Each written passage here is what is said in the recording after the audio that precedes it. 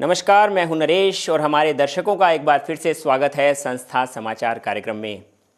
जी हां, आज हम बताना चाहेंगे संत आशाराम जी बापू के आश्रम की चल रही उन सेवा कार्यों को जो कि कभी एक बीज के रूप में था परंतु आज वट वृक्ष का रूप ले चुका है। जी हां, वो कल्प वृक्ष जो आज इतना बड़ा वृक्ष बन चुका है कि पूरे विश्व का मार्गदर्शन करने के लिए तैयार है। संत आशाराम जी बापू के आश्रम द्वारा समय समय पर कई सेवा प्रवृत्तियां की जाती हैं, जिसके द्वारा समाजोत्थान, देशोत्थान तथा बाल विकास के कार्यक्रम होते हैं। इसी में एक युवा सेवा संघ जो कि आश्रम द्वारा निर्माण किया गया, इसमें युवाओं का उत्थान का कार्यक्रम होता है और उसके बावजूद भारत के युवाओं को सशक्तिकरण करने का कार्य किया जाता है। इन युवाओं ने जो कि पिछले कई समय से संत आशाराम जी आश्रम से जुड़े हैं, संत आशाराम जी बापू से जुड़े हैं, इन्होंने समाज के लिए कई सेवा कार्य किए हैं।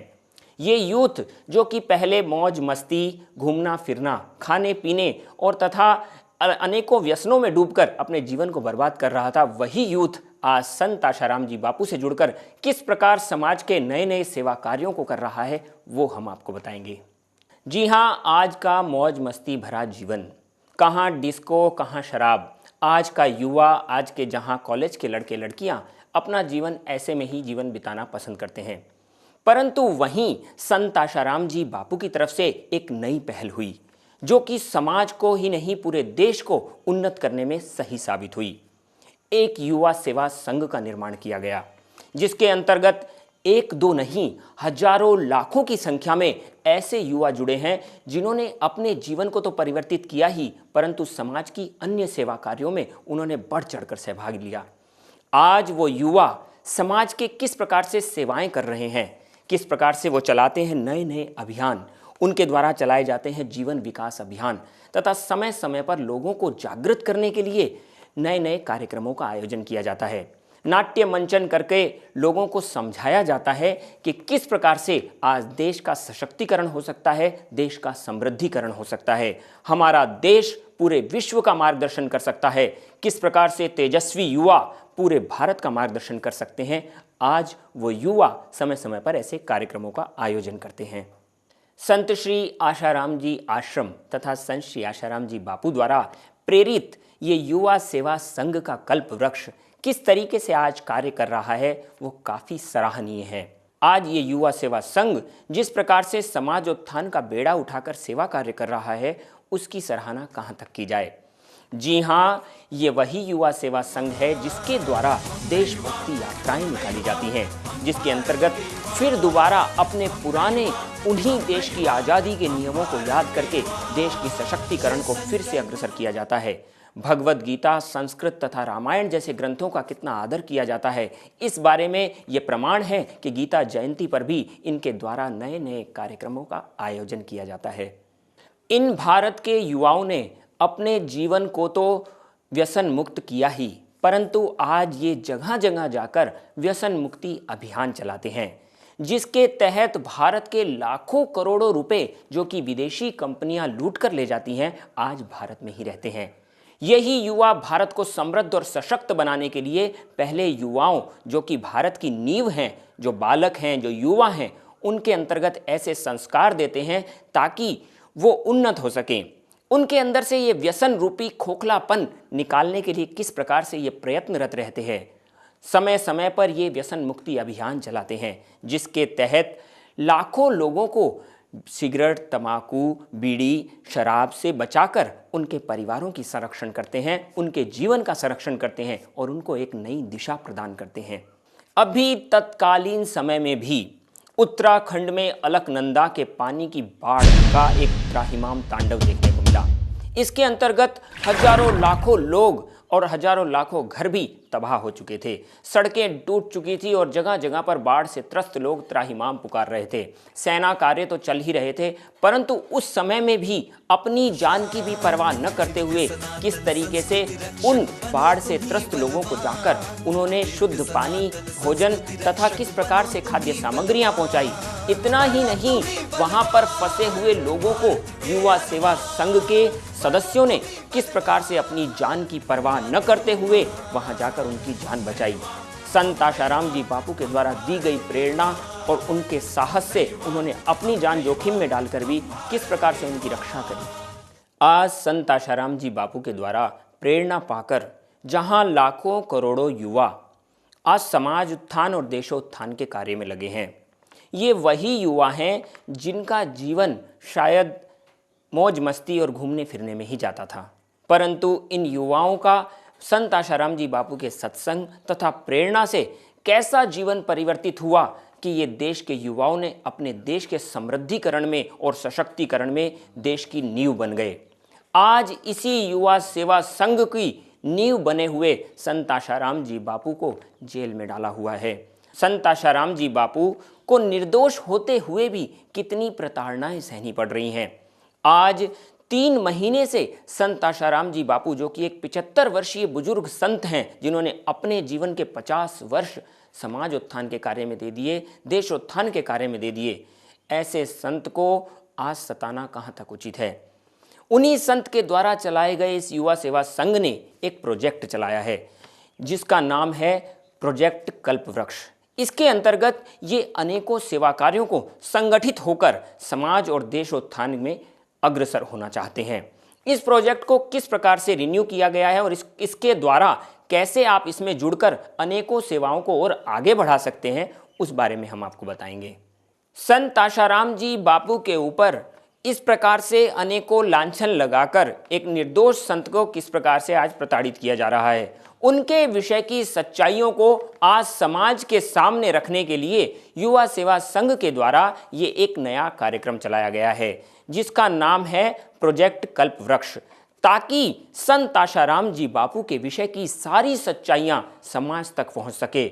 जो बातें आज मीडिया प्रसारण के कुछ बिकाऊ चैनलों द्वारा समाज तक नहीं पहुंच पा रही हैं, वो बातें जन जन तक पहुंच सके, जन साधारण तक पहुंच सके और समाज को पता लग सके कि किस प्रकार से संत आशाराम जी बापू देश को समृद्ध बनाने में, सशक्त बनाने में देश की नींव बने हुए हैं। आज करोड़ों लोगों के श्रद्धेय संत आशाराम जी बापू कारावास में हैं। उनके प्रति अपनी भावनाओं को व्यक्त करने के लिए, उनके प्रति अपनी सेवाओं को देने के लिए हजारों लाखों साधकों का मन छटपटा रहा है। वो चाहते हैं कि हम कुछ ऐसी सेवा करें जिससे कि हम अपने गुरुदेव की सच्चाइयों को लोगों तक पहुंचा सकें। तो इन सच्चाइयों को लोगों तक पहुंचाने के लिए आप हमारा साथ दीजिए, आप जुड़ जाइए हमारे इस प्रोजेक्ट में जो कि युवा सेवा संघ द्वारा चलाया जा रहा है। इसका नाम है प्रोजेक्ट कल्पवृक्ष। घर बैठे ही कानून की धाराओं के अंतर्गत आप कैसे सच्ची सेवाएं कर सकते हैं, किस प्रकार से संत आशाराम जी बापू से जुड़ी सच्ची खबरें समाज तक पहुंचा सकते हैं, हम आपको बताते हैं कि ये प्रोजेक्ट कल्पवृक्ष किस तरीके से कार्य करेगा। आइए जानते हैं क्या है प्रोजेक्ट कल्पवृक्ष। प्रोजेक्ट कल्पवृक्ष युवा सेवा संघ मुख्यालय द्वारा संचालित किया जा रहा है। यह प्रोजेक्ट मोबाइल पर व्हाट्सएप के द्वारा किया जाएगा। युवा सेवा संघ मुख्यालय ने व्हाट्सएप पर कुछ ग्रुप तैयार किए हैं जो इस प्रकार हैं: कल्पवृक्ष 1, कल्पवृक्ष 2, कल्पवृक्ष 3 इत्यादि कई प्रकार के कल्पवृक्ष के ग्रुप बनेंगे।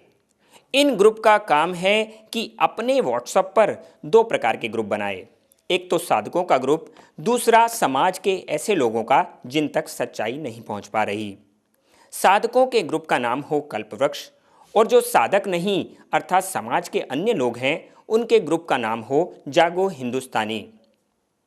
कल्पवृक्ष और जागो हिंदुस्तानी ग्रुप नेम इस प्रकार से नंबर डालें ताकि जैसे 2 ग्रुप आपके मोबाइल में ना रहें। जो ग्रुप आपने तैयार किया है उसमें साधकों के ग्रुप मेंबर्स से कहें कि वे भी इस तरह के ग्रुप्स बनाएं और ऐसा ही करने को आगे वाले ग्रुप मेंबरों से भी कहे। इस प्रकार से चैन आगे चलकर ये एक बड़े कल्पवृक्ष का रूप लेगी जिसकी शाखाओं का कोई अंत नहीं होगा, मतलब अनंत होंगी। आपके पास अगर ज़्यादा लोगों के कॉन्टैक्ट्स हैं तो आप 2 से ज़्यादा ग्रुप भी बना सकते हैं, परंतु एक बात का विशेष ध्यान रखें, ये ग्रुप चैटिंग अथवा कन्वर्सेशन के लिए नहीं है, इसलिए किसी भी प्रकार का इसमें पोस्ट न डालें। युवा सेवा संघ मुख्यालय से जो भी आपको मैसेज स्प्रेड हो उसे आगे के ग्रुप में फॉरवर्ड करना है। बस एक बात का ध्यान रखना कि जो पोस्ट साधकों के लिए आती है वे साधकों के रूप में डालें और जो समाज के लोगों तक सच्चाई पहुंचाने के लिए आपको स्प्रेड करने को कहा जाए उसे लोगों तक पहुंचाएं। समाज के अन्य लोग जो कि आज मीडिया द्वारा भ्रमित किए जा रहे हैं, उनके नाम का भी आपको जो जागो हिंदुस्तानी नामक ग्रुप बनाना है, उसके अंतर्गत कुछ नियम आप ऐसे भी रखें कि उन साधकों तक सच्चाई पहुंचाते हुए आप चैटिंग करते हुए इनके सही प्रश्नों का जवाब भी दे सकते हैं। इस ग्रुप में एक बात का ध्यान रखें कि आप अकेले ना पड़ें, इसीलिए 4-5 साधकों को जरूर रखें जो कि समाज के लोगों का समझदारी पूर्वक जवाब दे सकें। आप सभी लोगों से इस बात का अनुरोध है कि आप ज़्यादा से ज़्यादा लोगों से मिलें और उनके कॉन्टैक्ट इकट्ठे करें।